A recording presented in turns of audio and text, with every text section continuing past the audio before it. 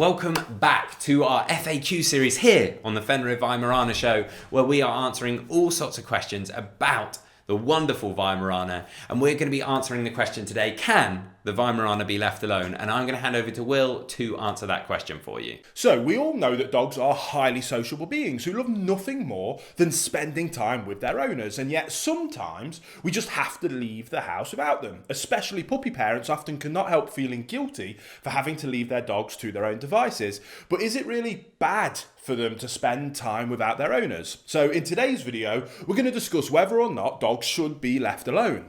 So then we will begin with the first reason why leaving your dog alone at home might actually be very good for them.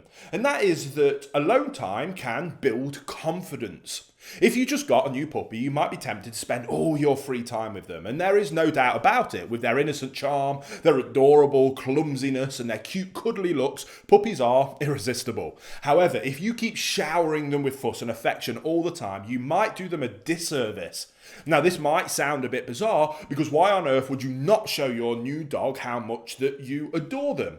Now, of course, I'm not suggesting you should withhold love from your puppy, but if you make it a habit to give your young dog the opportunity to be on their own sometimes, you will thank yourself in the future, guaranteed. Because alone time builds a young dog's confidence like nothing else. They learn valuable lessons from this, such as, my owner is leaving the house. That's not the end of the world. After all, they always come back. And in the meantime, I've got my tasty chew toy filled with meat pate to work on. Now, next is around crate training being incredible for your dog. Now, of course, you're probably going to want to build up to this gradually, but by and large, a puppy who is left alone in a safe place for short periods of time will learn how to calm themselves down. To help you build up to a point where you can leave your dog loose in the house for several hours, and to help you do that, I highly recommend you get a crate. Invest in a safe, stable version that will be large enough for your dog when they are fully grown. If you select a crate with inbuilt dividers, you can adapt the size to your puppy, which is brilliant. Especially useful because dogs do not want to soil in their own dens. Therefore, your puppy will at least attempt to hold their business even longer until you can let them out of the crate, which is incredibly useful for also toilet training your new puppy. Now, crates are not only fantastic training tools for your puppy, but if you have adopted an adult dog into your home, you can absolutely get them used to the crate as well. Most likely, they will readily embrace the crate as their new sleeping place, especially if you have made the space a nice one and an inviting place to go. To do so, put a soft dog pillow or a thick blanket or a bed into the crate and cover the top with a blanket. In this way, you create a den-like atmosphere, which really naturally appeals to dogs and they find very secure and safe. Now, another tip to help manage your dog's alone time is by planning ahead and being proactive. As we said, giving your dog alone time does help them to build up confidence, and it teaches them to calm themselves down. This skill set will serve them well in all future life situations, and ideally you want your dog to develop it as soon as possible. However, especially if you have a very young puppy, you do want to move slowly with this.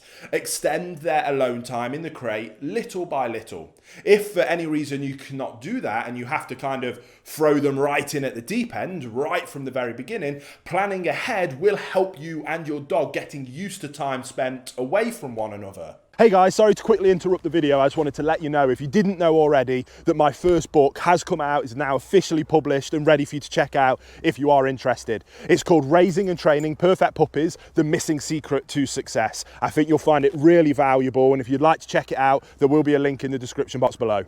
Let's say, for example, that you have to leave the house for 8 hours every single day for work. In this case, you could plan in a long weekend right after you bring your puppy home. Ideally, you would take 1 or 2 weeks off from work if possible and dedicate this time to your puppy. This will help your dog getting settled in more comfortably, but much more importantly, it will also give you time to bond with them and begin that crate training in a more gradual manner rather than having to chuck them right in at the deep end if you have to go straight back to work. But eventually, you will have to return to your routine, and to avoid making this a traumatic event for your puppy, you can enlist help. For example, you can make arrangements for family members to come over once or twice a day, especially in those early days, to let your puppy out for the toilet to help on toilet training and just give them a little bit of interaction. You can keep this routine up at least for the first 2 months, then switch to maybe once a day if you were doing it twice a day, and that helps as the dog is physically able to hold on to their business for longer periods of time. Ideally, these visits will leave the puppy pleasantly tired and content, and after they have received an appropriate dose of exercise and food and physical interaction, they should be more than happy to sleep for the majority of the time they spend back in their crate.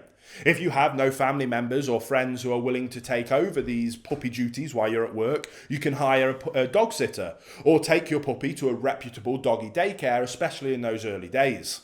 So in my opinion, yes, dogs should be taught how to be left on their own.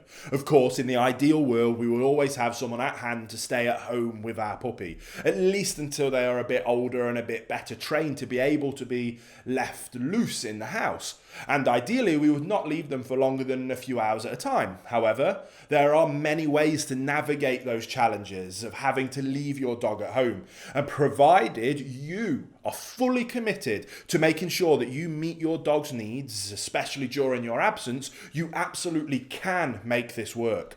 Alone time does not have to be bad for your dog. In fact, it can be an incredible thing. And as their loving owner and leader, you simply want to manage the situation in the best interest of your dog by setting them up for success, by planning ahead and being proactive, as a good, calm, consistent canine leader always does. So as always, guys, be your dog's leader, because leadership is love.